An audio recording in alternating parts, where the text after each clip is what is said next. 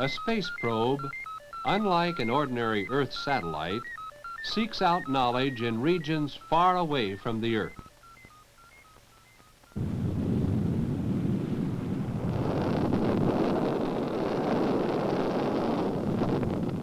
As shown here in this historic film of the first probe, American Pioneer 1 was launched in 1958.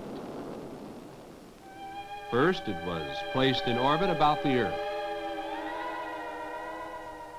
Then another rocket was fired.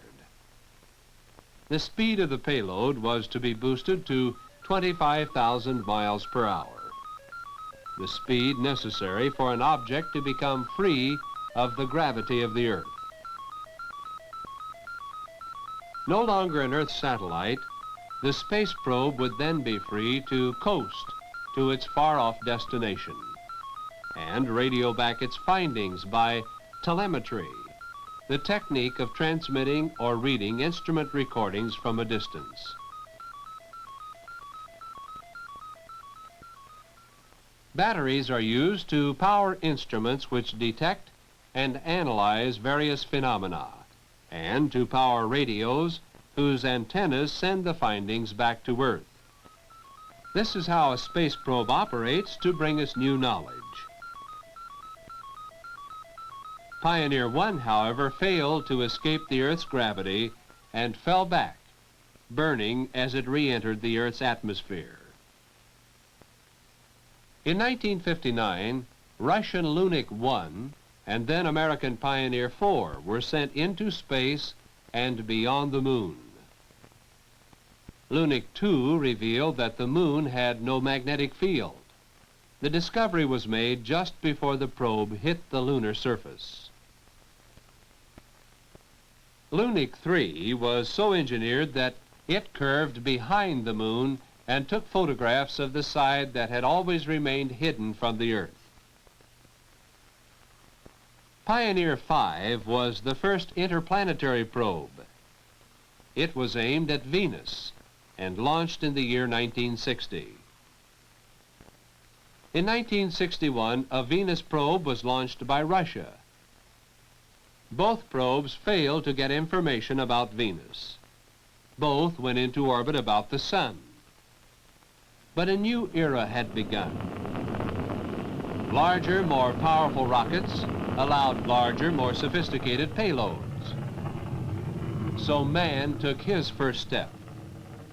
First the Russians, then Americans successfully orbited the Earth in the early 1960s. The next step will involve sending crews into space. The problems solved by such a project will undoubtedly lead to landing the first men on the moon. The second generation of moon probes, such as this Ranger, have helped to prepare for such a landing by collecting and relaying back information, by televising back to Earth details of the moon's surface.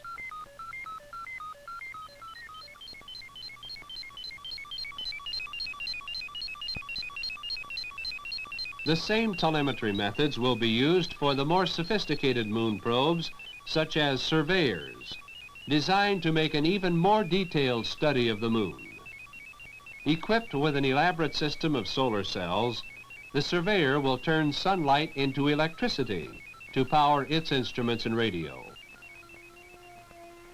Because this side of the moon always faces the Earth appears suspended in the moon's sky and can always be seen because there is no atmosphere, clouds, or haze on the moon.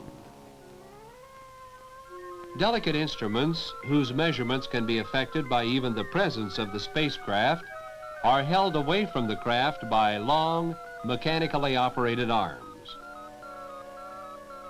Mirrors reflect into the lenses of the television cameras a close look at the harsh, irregular surface which, except for meteorite impacts, is believed to have remained the same for millions of years. Meanwhile, other probes are being planned. Some will study the moon as they orbit around it. Some will explore the solar system, shown here by concentric circles representing the paths of some of the planets as they orbit about the Sun. Nearest the Sun is Mercury.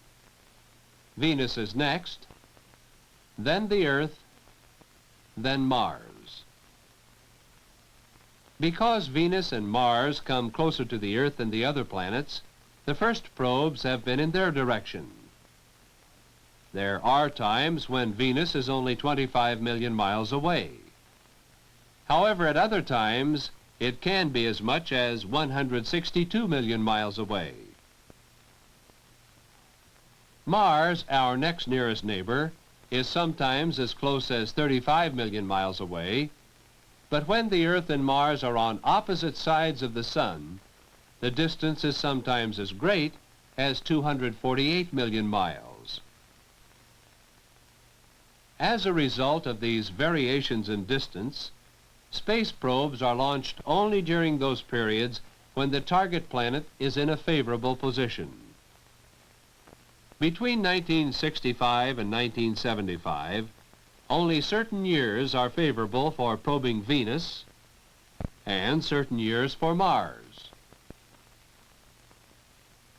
Specially designed for interplanetary travel, the Mariner is capable of traveling great distances and sending back information gathered along the way.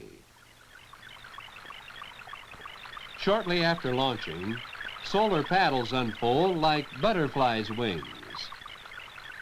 Sensors cause the paddles to face the Sun. Solar cells are used to convert sunlight into electric power needed for telemetry. Through the nearly perfect vacuum of outer space, telemetry has already successfully functioned over a distance of 54 million miles. Radiation counters aboard the probes have revealed that the Sun constantly radiates streams of electrically charged particles called the solar wind, as symbolized here.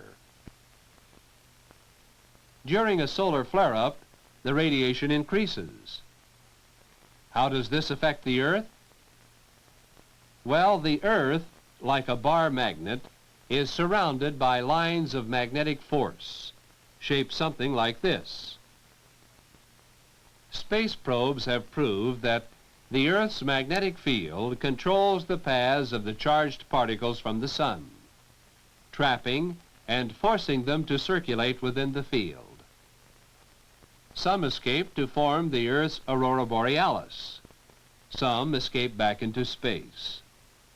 But the dense accumulation that remains is called the magnetosphere, and is symbolized here by this model. The magnetosphere is now known to be very dangerous to space travelers. Space probes have also discovered new facts about the planet Venus. A surface temperature of 800 degrees Fahrenheit, which would prevent life such as exists on Earth. Venus, like the Moon, rotates very slowly. Probes have found no magnetic field. But because there is a strong magnetic field around the fast-spinning Earth, many scientists now conclude that a magnetic field is caused when a celestial body rotates rapidly. Future probes will undoubtedly provide the answer. Space probes are mechanical scouts reconnoitering man's new frontier. Already they have warned him of the magnetosphere and its deadly radiation, of the searing death that lurks beneath the clouds of Venus. 13, 12, As the Earthling learns to become a spaceman, he must ask himself many questions. Can I survive out there? What will I learn? What contribution can I make with this new knowledge?